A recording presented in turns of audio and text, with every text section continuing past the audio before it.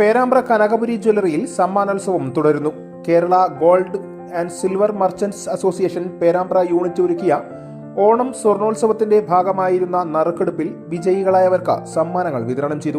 പരിപാടിയിൽ വ്യാപാരി വ്യവസായി സമിതി, ഗോൾഡ് സിൽവർ മർച്ചന്റ് അസോസിയേഷൻ ജില്ലാ സംസ്ഥാന നേതാക്കൾ പങ്കെടുത്തു. വിജയികളായവർക്ക് സമ്മാനവും നൽകി.